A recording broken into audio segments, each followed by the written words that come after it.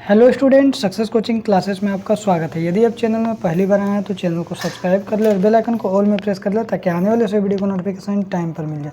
तो आज हम लोग डिस्कस करने वाले हैं क्लास 12 का हिस्ट्री का जो आपका 4 अक्टूबर का जो आपका हाफ ईयरली एग्जाम होने वाला है। उसके लिए आपको मोस्ट इंपॉर्टेंट चैप्टर नंबर 1 का ईटीएम मनके तथा अस्थियाँ हड़प्पा सभ्यता का मोस्ट इंपॉर्टेंट ऑब्जेक्टिव और सब्जेक्टिव दोनों करवाने वाले हैं।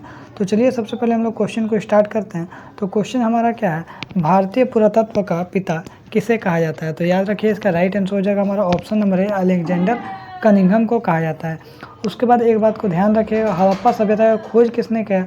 तो याद रखिएगा दयाराम साहनी ने किया था। किसने किया? दयाराम साहनी ने किया था हड़प्पा नामक स्थान का खोज। और कब किया था? 1921 में किया गया था। ठीक है, आगे देखिए मोहनजोदड़ो का खोज किसने किया? तो याद रखिएगा राखालदास बनर्जी, जिसको हम लोग आरडी बनर्जी बोलते हैं। कब किया गया था? तो याद रखिएगा 1922 में किया गया था। ठीक है, देखिए यहाँ पर आपको ऑप्शन भी दिया है। देखिए इसका आंसर क्या हो जाएगा, भारतीय पुरातत्व का पिता किसे कहा जाता है? अलेक्जेंडर कनिंघम को। लेकिन अगर आपसे एग्जाम में क्वेश्चन पूछेगा जो हड़प्पा का खोज किसने किया, तो याद रखिएगा दयाराम साहनी ने किया। कब किया? 1921 में किया है। क्लियर है।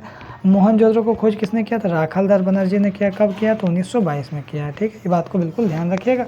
आगे अगर हम लोग क्वेश्चन देखते हैं, दूसरा क्वेश्चन देखिए क्या बोल रहा है, हड़प्पा सभ्यता में सर्वप्रथम किस स्थल की खोज की गई थी? तो याद रखिएगा हड़प्पा नामक स्थान का खोज किया गया था 1921 में। आगे देखते हैं हड़प्पा सभ्यता में किस नगर में दुर्ग दीवार से घिरा हुआ नहीं मिला था? तो याद रखिएगा लोथल में नहीं मिला था। आगे यदि हम लोग देखते हैं क्वेश्चन नंबर 4 में क्या बोल रहा है, जो सिंधु घाटी सभ्यता में विशाल स्नानागार के अवशेष कहाँ से प्राप्त हुए थे? तो याद रखिएगा मोहनजोदड़ो से प्राप्त हुए थे। आगे यदि हम लोग देखते हैं क्वेश्चन नंबर 5 क्या बोल रहा है, सिंधु घाटी सभ्यता में शिल्प उत्पादन का एक प्रमुख केंद्र कौन सा था? तो याद रखिए एक प्रमुख जो केंद्र है वो कौन सा था? तो याद रखिए इसका राइट आंसर हो जाएगा हमारा चनहोदरो था। आगे यदि हम लोग देखते हैं क्वेश्चन नंबर 6 क्या बोल रहा है, ये मेसोपोटामिया के प्रलेखों में मेलुहा शब्द का प्रयोग किस सभ्यता के लिए किया गया था? तो याद रखिए हड़प्पा सभ्यता के लिए किया गया था। लोथल कहाँ स्थित है? तो याद रखिएगा गुजरात में हमारा लोथल स्थित है। आगे यदि हम लोग देखते हैं क्वेश्चन नंबर 8 क्या बोल रहा है, हड़प्पा किस नदी के किनारे स्थित है? तो याद रखिएगा रावी नदी के किनारे स्थित है। आगे देखिए सिंधु घाटी के निवासियों को सोना कहाँ से प्राप्त होता था? तो याद रखिए कर्नाटक से प्राप्त होता था। आगे देखते हैं क्वेश्चन क्या बोल रहा है, हड़प्पा सभ्यता में बंदरगाह का प्रमाण कहाँ से मिला था? तो याद रखिएगा बंदरगाह जो है उसका प्रमाण लोथल से मिला था। हड़प्पा सभ्यता का किस देश के साथ व्यापारिक संबंध नहीं था? तो याद रखिएगा कौन सा देश के साथ व्यापारिक संबंध नहीं था? तो याद रखिए इसका राइट आंसर हो जाएगा आपका चीन के साथ व्यापारिक संबंध नहीं था। आगे यदि हम लोग देखते हैं क्वेश्चन नंबर 12 क्या है, जूते हुए खेत का प्रमाण कहाँ से मिला था? तो याद रखिए इसका राइट आंसर हो जाएगा हमारा ऑप्शन नंबर सी कालीबंगा।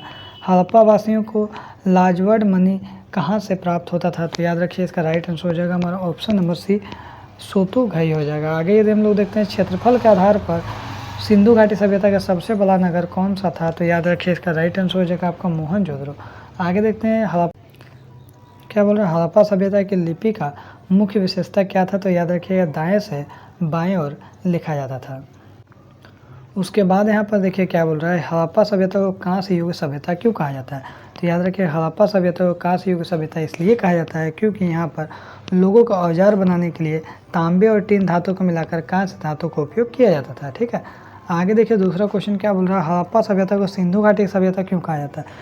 तो याद रखिएगा हड़प्पा और मोहनजोदड़ो नगर के अवशेष मुख्य तौर पर सिंधु नदी या सिंधु घाटी नदी के आसपास से प्राप्त हुए हैं। इस कारण से हड़प्पा सभ्यता को सिंधु घाटी सभ्यता भी कहा जाता है। आगे देखते हैं तीसरा क्वेश्चन क्या बोल रहा है, सिंधु घाटी सभ्यता में मनके बनाने के लिए किस सामग्री का उपयोग किया जाता है? सिंधु घाटी सभ्यता में मनके बनाने के लिए कार्लिनियन क्रिस्टल, सेल खड़ी, तांबा, जेस्पर, क्वार्ट्ज, शंख पत्थर, कांसा और सोना जैसे धातु का उपयोग किया जाता था। आगे यदि हम लोग देखते हैं जो सिंधु घाटी सभ्यता के उन स्थानों का नाम बताइए जहां सिंचाई के अंश पाए गए थे। तो पहला आपका सोतुघई हो गया और दूसरा धौलावीरा हो गया। आगे देखते हैं क्वेश्चन नंबर 5 क्या बोल रहा है, हड़प्पा सभ्यता के लोगों का व्यापारिक संबंध किस देशों से नहीं था? तो हड़प्पा सभ्यता के लोगों का व्यापारिक संपर्क जो है मेसोपोटामिया, ओमान, बहरीन, ईरान देशों से यहाँ क्या किन देशों से था? तो याद रखिएगा आपका हड़प्पा सभ्यता के लोगों को व्यापारिक संपर्क जो है मेसोपोटामिया, ओमान, बहरीन, ईरान आदि देश से था। ठीक है, आगे देखिए बोल रहा है हड़प्पा वासी तांबा और सोना कहाँ से प्राप्त करते थे? तो हड़प्पा वासी राजस्थान के खेतड़ी से और तांबा दक्षिण भारत से सोना प्राप्त करते थे। आगे यदि देखते हैं किस पूरा स्थल को हड़प्पा सभ्यता की सबसे बड़ी बस्ती माना जाता है। तो पाकिस्तान के सिंध प्रांत के लरकाना जिले में स्थित मोहनजोदड़ो को हड़प्पा सभ्यता की सबसे बड़ी बस्ती माना जाता था। मोहनजोदड़ो का जो क्षेत्रफल 125 हेक्टेयर था। आगे देखते हैं, बोल रहा है हड़प्पा सभ्यता कहाँ कहाँ विकसित हुआ था। हड़प्पा सभ्यता पाकिस्तान, दक्षिण अफगानिस्तान, गुजरात, राजस्थान, पंजाब, हरियाणा, पश्चिम उत्तर प्रदेश में विकसित हुआ था। आगे यदि हम लोग देखते हैं हड़प्पाई लिपि की मुख्य विशेषता क्या था, तो इसका 2 विशेषता था। हड़प्पा लिपि को आज तक पढ़ने में लोग सफलता नहीं मिला है प्राप्त किया, यद्यपि निश्चित रूप से यह वर्णमाला नहीं है, क्योंकि वर्णमाला में प्रत्येक चिन्ह एक स्वर या एक व्यंजन में है। तो पहला लिपि ये समझ में आया कि हड़प्पा लिपि में जो आज तक जितना पढ़ने वाला चीज़ आज तक सफलता किसी को नहीं मिला है, क्योंकि इसमें सिर्फ चित्र टाइप का रहता था। आगे देखिए दूसरा है क्वेश्चन क्या है, दूसरा पॉइंट, यह जो है लिपि बाएं से दाएं लिखी जाती थी, क्योंकि दाएं और अधिक अंतराल और जबकि बाएं और कम जगह रहता था। आगे यदि हम लोग देखते हैं चनहुद्रों के लोगों को शिल्पकारियों का नाम लिखे। चनहुद्रों के लोग शिल्प कार्य के लिए मनके बनाना, शंख की कटाई करना, धातु कर्म करना, मोहर निर्माण तथा बाट आदि बनाने में का काम करते थे। ठीक है, तो यदि हमारा वीडियो आपको अच्छा लगे तो लाइक शेयर एंड सब्सक्राइब जरूर करें। फिर मिलते हैं नेक्स्ट वीडियो में। Thank you so much.